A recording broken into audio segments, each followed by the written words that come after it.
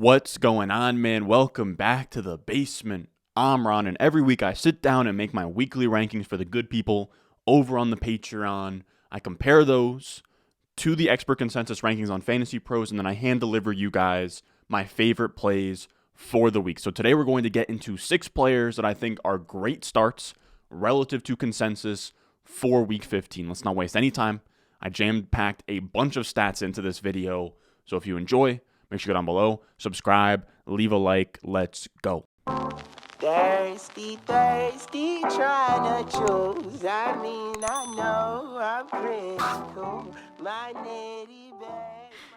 Now, we're going to get deeper as we go, and this first one is, if you have him, you're probably starting him, but he has been so bad recently that I just want to give you guys a little push, a little nudge of confidence. And we have Alvin Kamara here, who's going to be at home versus the Atlanta Falcons. He is my RB6 on the week. He is expert consensus's RB9. So I'm 3 spots higher than consensus, and I kind of get the pessimism, right? He is the RB37 since week 9, averaging 8.5 points per game, yet I absolutely love him this week.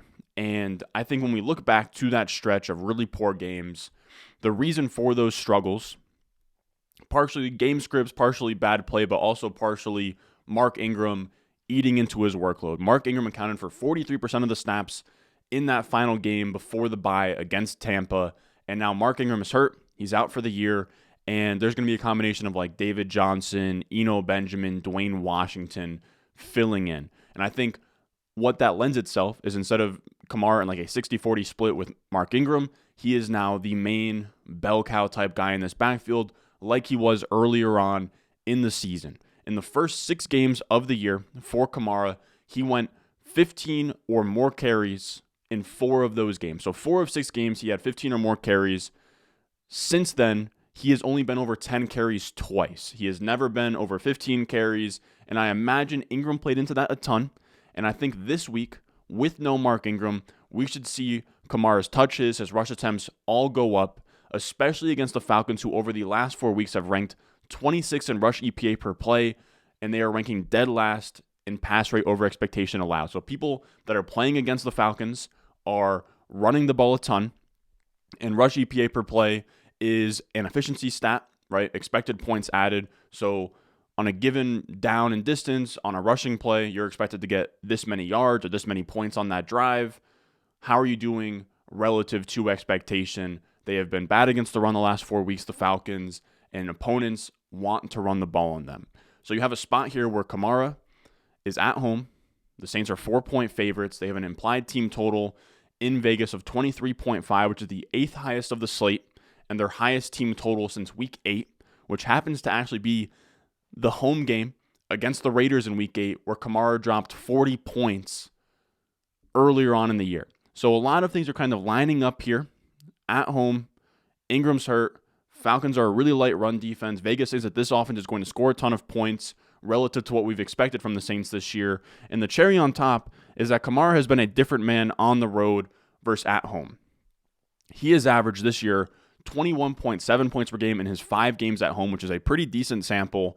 And in his 6 games on the road, he has averaged 9.8 points per game. We are getting home field Kamara, fresh off a bye, no Mark Ingram versus a light run defense.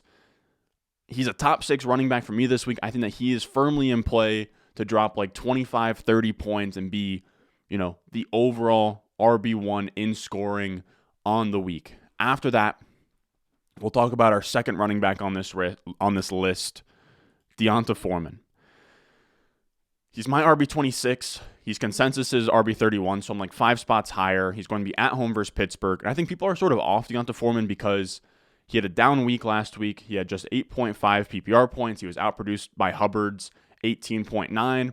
And I think on the surface, it kind of looks like Foreman lost the lead role in this offense. It looks like Hubbard has kind of taken over the lead role, or at least it's like an even split 50-50. But that's just not really how it has played out so far. Foreman still led the backfield in expected points with 17.5 to Hubbard's 14. It's just that Foreman underperformed his expected point total, which expected points is your usage, your carries, your targets, your red zone touches. Based on your touches, how many fantasy points should you be putting up Deonta Foreman still outsnapped him. He still outtouched him. He still had more expected fantasy points in his last game here. And Hubbard just overperformed his expected output by about 5 points.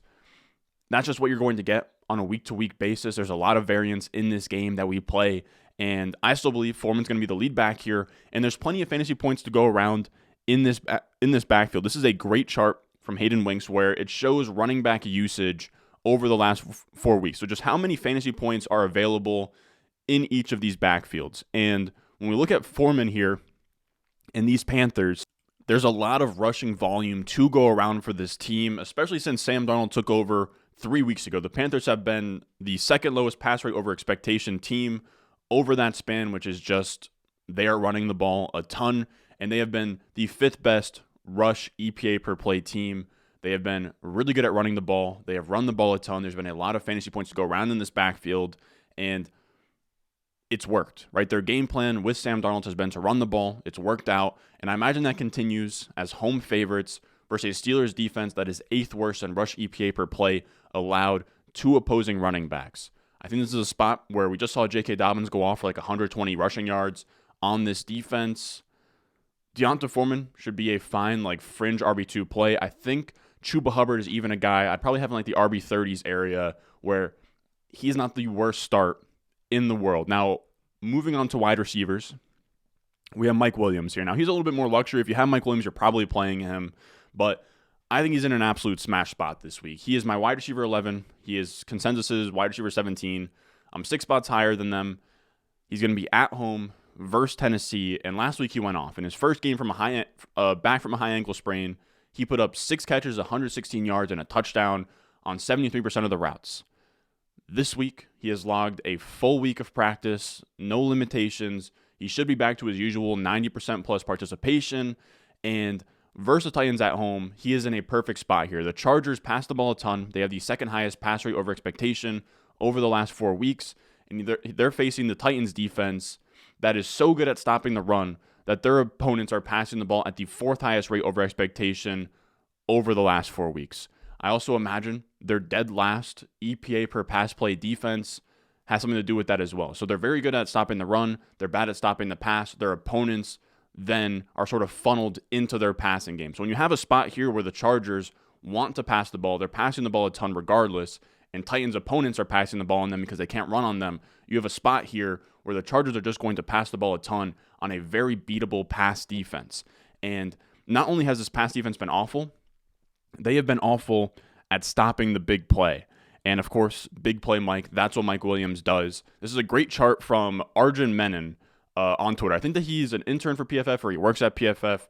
And right now, if we look here at the most big plays allowed in the 2022 season, we have the Titans allowing the 3rd most passing plays of 20-plus yards. I believe that they're allowing 45. They've allowed 45 20-plus yard passing plays this year, which is right where Mike Williams makes his money. Downfield, contested catch balls. You have a spot here where they're going to pass the ball a ton against a defense that is liable on the deep ball, is just liable against the pass in general.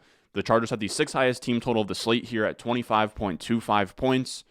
There should be plenty of scoring. This is going to be a pass-happy offense versus a league-bottom pass defense this week. I think Mike Williams is firmly a top 12 option this week. Now, after that, we have a twofer here. We have Aaron Rodgers and Christian Watson. Aaron Rodgers this week is the QB 15 by consensus. He's my QB 10, so I'm like 5 spots higher. And Christian Watson, wide receiver 21. He's my wide receiver 19. I'm 2 spots higher. It's not a ton with Christian Watson, but I figured I would bundle them together because I just like this passing offense this week. They're fresh off a bye. Aaron Rodgers should be good to go after weeks of dealing with like thumb, rib, I think something with his toe too. He's had all kinds of weird like ailments. And now he's coming fresh off a bye. He's going to be at home versus a Rams defense that has just been bad recently. They have allowed the 3rd worst EPA per pass play over the last 4 weeks, along with the 5th highest explosive pass rate, which I believe are passes of over 15 yards. So you have a spot here again where the pass defense is awful. They're allowing big plays. Christian Watson has been doing nothing but making big plays, and he is fresh off a bye week. We know rookies do well after the bye. He's coming off of 4 straight 20-plus point games, and he gets a bad Rams pass defense that might be without Aaron Donald. They have the 9th highest team total this week as 7-point favorites at home versus the Rams, the Packers. This should be a game where the Packers can score points. I think Christian Watson's a nice top 24 play, and I think you could do a lot worse than Aaron Rodgers at quarterback. This is a week where a lot of guys you've been starting all year are in bad matchups, right? Geno's a tough start this week. Tua's a tough start this week. Jared Goff's a tough start this week. Deshaun Watson's a tough start this week. I think you could even say Tom Brady isn't a great start this week. Like, there's a lot of sort of premier guys that you've been able to stream this year or play this year that aren't in great spots. I think Aaron Rodgers, if you have him or if he's on waivers in your league, you could do a lot worse than play Aaron Rodgers here. He's going to be at home. He has averaged 19.9 points per game at home this year, just 15.2 on the road. So you get that home-road split advantage. He's going to be at home. He gets the advantage of that Green Bay weather. He always plays good in the cold. And he gets a defense that just hasn't been playing good football. Maybe Baker Mayfield can sort of turn this into a high-scoring game. We'll see. The only real concerns here are both of these teams are bottom 5 in neutral pace. So there's a chance that, this is a really slow game. Like the Packers grind it out like 17-10. And there's not a ton of yards or touchdowns to go around at that point. But we sort of have to listen to Vegas, what they have projected for this game, and just kind of the upside of playing a bad defense at home for Rodgers. I believe they also still have their playoff hopes alive, which means that they're going to want to win the game, be competitive. Rodgers isn't really at risk to get benched at any point. So I think the Packers' pass offense is in a good spot this week. Now, our last play here, and possibly my favorite play, is going to be Alec Pierce, who is going to be at home versus the Vikings. He's my wide receiver 41. ECR has him wide receiver 49. So I'm 8 spots higher than consensus here. And this is beautiful. Now, we just talked about Christian Watson. Speaking of post-bye rookie bumps, we have Alec Pierce this week coming off a bye week, which before the bye week, he had his best game of his career. He had 18.6 PPR points against the Cowboys. He went for 8 targets, 4 catches, 86 yards, a touchdown on a 25% target share. That's really good stuff. Like, that is, for Alec Pierce, that's amazing. Again, he gets the bye. He's going to come out here at home versus the Vikings, which sounds like a boring game. Like, when I heard about Vikings versus Colts, I was like, man, I'm not really that interested in this game at 1 p.m. Like, I don't know. It's kind of a boring matchup on paper, but it's setting up to be kind of this low-key shootout environment where it has the 4th highest over-under of the slate at 47.5.